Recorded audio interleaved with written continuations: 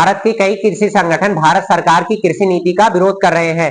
लगातार कृषि संगठन अपनी मांगों को पूरा करने के लिए दिल्ली के आसपास के क्षेत्रों में विरोध कर रहे हैं। इसी सबको देखते हुए दिल्ली के तमाम क्षेत्रों व एनसीआर वाले इलाके में भारत बंद का आह्वान किया गया है। और ये जो आह्वान किया गया है इसको हम लोग कॉन्स्टिट्यूशनल पहलू के द्वारा समझेंगे कि ये जो हड़ताल का अधिकार है और जो विरोध का अधिकार है ये कितना हद तक सही है और कितने हद तक गलत है, इसी सबको हम लोग क्या करेंगे, चर्चा करेंगे। मेरा नाम नवीन, स्टार पावर क्लासेस की नई पेशकश में आपका स्वागत है। तो हम सबसे पहले देखेंगे अपने क्लास की रूपरेखा को। तो रूपरेखा में हम सबसे पहले जानेंगे खबर को, उसके बाद आगे हम इसमें देखेंगे विरोध प्रदर्शन का जो अधिकार है इसके कॉन्स्टिट्यूशन में हम लोग लीगल पहलू पर क्या करेंगे, चर्चा करेंगे। आगे इसमें देखेंगे कि जो हमको अधिकार मिला है क्या उसमें कोई प्रतिबंध भी है, तो हाँ उसके प्रतिबंधों पर भी चर्चा करेंगे। और सुप्रीम कोर्ट के द्वारा दिए गए निर्णयों पर भी हम लोग क्या करेंगे, चर्चा करेंगे। आगे देखते हैं फिर ये जो हमारा टॉपिक है आज का, किसानों का भारत बंद कितना सही और कितना गलत, ये जीएस पेपर 2 से रिलेटेड है जिसमें आप सबको इंडियन पॉलिटी का एक सेगमेंट देखने को मिलेगा। अब जानते हैं कि जो आज जो खबर है ये खबर किस चीज की है। तो इसमें है कि किसान संघ संयुक्त किसान मोर्चा 26 फरवरी को ग्रामीण भारत बंद देशव्यापी हड़ताल का क्या किया जा रहा है, आह्वान किया जा रहा है। हम लोग इसके संवैधानिक पहलुओं पर क्या करेंगे, चर्चा करेंगे। आगे देखते हैं फिर संयुक्त किसान मोर्चा समान विचारधारा वाले किसान संगठनों को एकजुट होने की क्या कर रहे हैं, मांग कर रहे हैं या इनका भी आह्वान कर रहे हैं। अब आगे हमारा है विरोध प्रदर्शन का अधिकार। तो जो विरोध प्रदर्शन का अधिकार संविधान के कौन कौन से भाग में है उस सब पर हम लोग क्या करेंगे, चर्चा करेंगे। अब देखते हैं हमारा जो आर्टिकल 19(1) का सब क्लास ए है, इसमें बोलने व अभिव्यक्ति का अधिकार है, मतलब राइट टू फ्री स्पीच और राइट टू एक्सप्रेशन या एक्सप्रेस का हमको क्या है, अधिकार है या स्वतंत्रता है। तो सरकार के खिलाफ राय व्यक्त करने का भी हमको क्या है, आर्टिकल 19(1) के सब क्लास ए के अनुसार सरकार के खिलाफ अपनी राय को हम लोग क्या कर सकते हैं, व्यक्त कर सकते हैं। आर्टिकल 19(1) का सब क्लास जो बी है उसमें संघ का अधिकार है और राजनीतिक उद्देश्य से भी क्या कर सकते हैं, हम अपने संघ का निर्माण कर सकते हैं। और इसके देखते हैं एप्लीकेशन को, अनुप्रयोग को, तो सरकारी निर्णयों को सामूहिक रूप से क्या कर सकते हैं, चुनौती दे सकते हैं। हम लोग राजनीतिक उद्देश्य से भी क्या कर सकते हैं, संघ बनाकर सरकार की नीतियों को क्या कर सकते हैं, चुनौती दे सकते हैं। आगे देखते हैं जो आर्टिकल 19(1) का सब क्लास सी है उसमें है शांतिपूर्ण तरीके से एकत्रित होने का क्या है, हमारे पास अधिकार है कि हम लोग कहीं भी शांतिपूर्वक बिना हिंसा का सहारा लिए हुए देश के किसी भी हिस्से में हम लोग क्या कर सकते हैं, इकट्ठा हो सकते हैं। देखते हैं इसमें आगे प्रदर्शनकारियों, आंदोलनों, सार्वजनिक बैठकों के माध्यम से आपत्ति जताना, निरंतर विरोध का भी क्या इसमें मिलता है हमको। आर्टिकल 19(1) का जो सब क्लास सी है इसमें हम लोग को निरंतर विरोध का भी अधिकार दिया जाता है और इसमें राज्य को कोई आपत्ति नहीं होगी।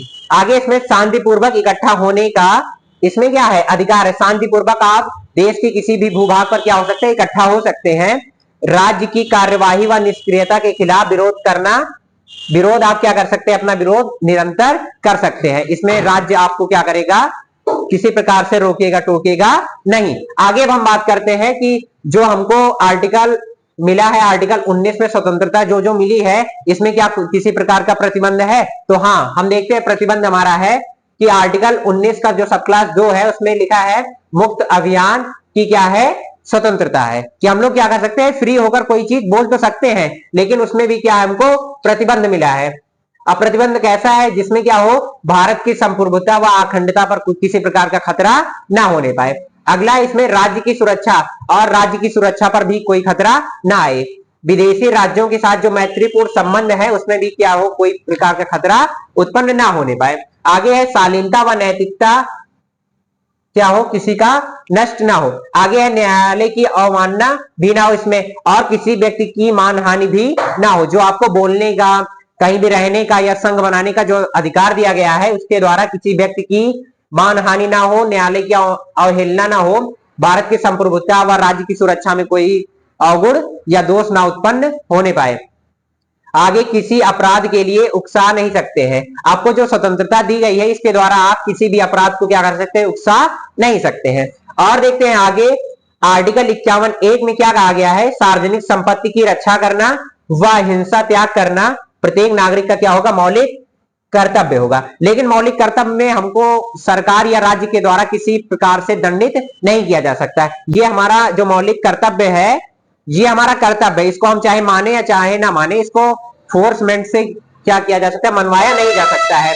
लेकिन हमारा ये जो है 19 है, ये हमारा क्या है, मौलिक अधिकार है, इसको फोर्स से क्या किया जाएगा, मनवाया जाएगा। या आप क्या कर रहे हो, किसी भी व्यक्ति के अधिकारों का हनन कर रहे हो, तो उसके लिए भी हम क्या कर सकते हैं, सुप्रीम कोर्ट में 32 और हाई कोर्ट में आर्टिकल 226 के अंतर्गत जाकर क्या कर सकते हैं, उसके ऊपर केस कर सकते हैं।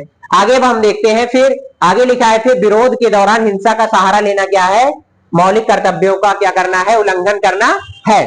आगे अब हम बात करते हैं सुप्रीम कोर्ट के जजमेंट, जो हाल ही के समय में सुप्रीम कोर्ट ने जो जो जजमेंट दे रखे हैं उसके बारे में हम लोग क्या करेंगे, चर्चा करेंगे।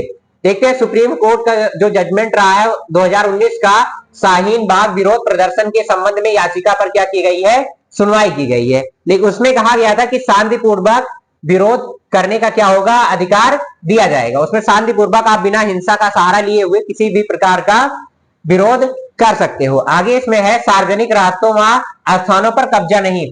आप क्या कर सकते हो, सार्वजनिक स्थानों या रास्तों पर बिना कब्जा किए हुए भी विरोध कर सकते हो।